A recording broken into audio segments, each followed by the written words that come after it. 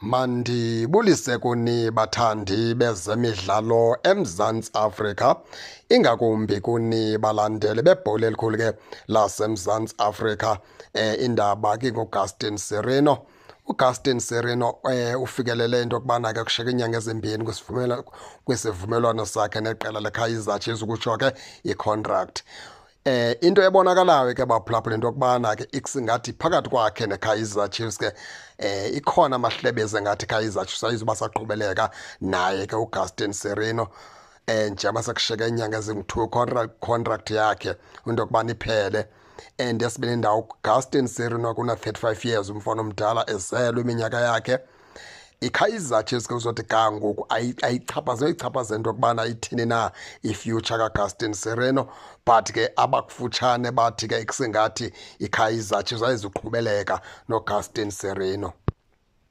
Now khumbula into yokubana ke uGustin Sirino umfana omdala wafikela kuSundowns apha xa efika esuka kokwabo, wadlala kakuhle kakhulu kwiSundowns umfana omdala. Uba ndikhumbula kakuhle iimpumelelo zeCAF neempumelelo ke zeleague neempumelelo eze-Sundowns ebeyinxalenye ke phaa uGustin Sirino. Yamthatha ke Kaizer Chiefs ke yamfaka ngaphakathi.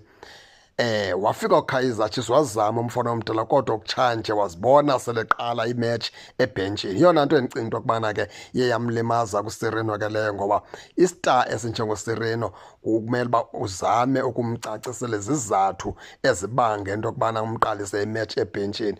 Ewe, nendlela yakhe ukuziphatha yokushoya imisindo yentlonipho iyabekwa, iyavakala, but eyona ntsusa emenza into yokubana uSirino ke abeke kuthiwa akanantlonipho, akwazi ukusiphatha, isuka phi, akho mntu waziyo. Masiyibeke kanje ke le nto kabaphulaphuli ke icace.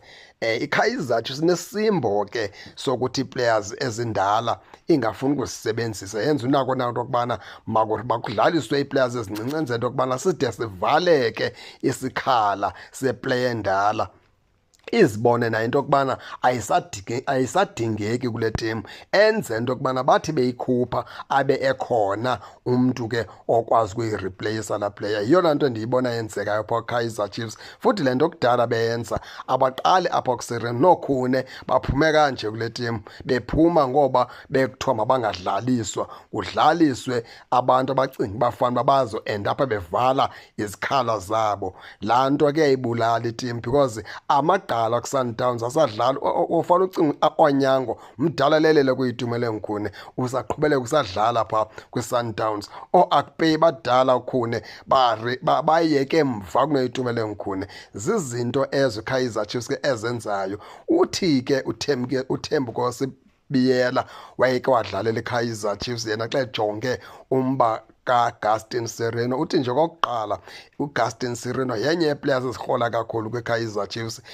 Kumele uba ke akaqali ukuyiqala imatch ebhentshi, kumele iKaizer Chiefs yenza sure into yokubana iyamsebenzisa. And uthi ewe, uGustin Sirino yiplayer ene-experience, futhi ke ibe iplayer bekumele uba iqala ii-games uKaizer Chiefs. Kwenzekile ke iKaizer Chiefs ayisamqalisa ii-games, wehlelwa yi-performance umfana omdala, wayilemekwa yiyo ke ngoku. Kodwa ngokwakho umqondo ke uThembu Biyela uthi phantsi kweemeko azibonayo ke yena ke into yokubana noSirino akasaphakamisi ngendlela erayithi, iKaizer Chiefs kumele uba ke imkhulule, ukwenza into yokubana nemali le ebeyirhola ikwazi ukujongana nabanye abadlali ezobathenga. Ngumbono wakhe ke lowo, engagxeki Sirino, sithi wenziwe yiKaizer Chiefs Sirino into yokubana ehlelwe yi-performance, ngoba iye yamqalisa imetshi ebhentshini, ezinye imetshi imgcine ebhentshi, ezinye imdlalisi, imbulele ngokwayo, ngoba uSirino iplayer ibivele irhola kakhulu, and iplayer ibidlala kakuhle kakhulu, bedeserva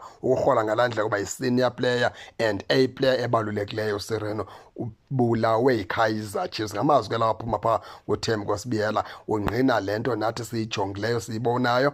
Ithi ke into ke abaphulaphuli ngelipheleleyo, akhona amahlebezi angathi iKaizer Chiefs ke noSirino abaziqhubeleka baphinde babe nesivumelwano emveni kokubana kuthe kwaphela isivumelwano sakho Sereno zinyanga zimbini ezishiyekileyo. Sizawujonga ke sibuke into yokubana iKaizer Chiefs ayizibana Nceba na, ayizibana Mfesane, ayizutyiwa ngumvandedwa into yokubana mayiqhubeleke imsayiniso Sereno. Ayoyam ndodwa ke baphulaphuli, nani ningake ningene nitsho into yokubana niva njani le meko kaGustin Sereno, nize ningakhohlwa usubscribe kule channel kuze ningaphoswa zezemidlalo endizanothulela zona kwixa elizayo kakuhle babukeli.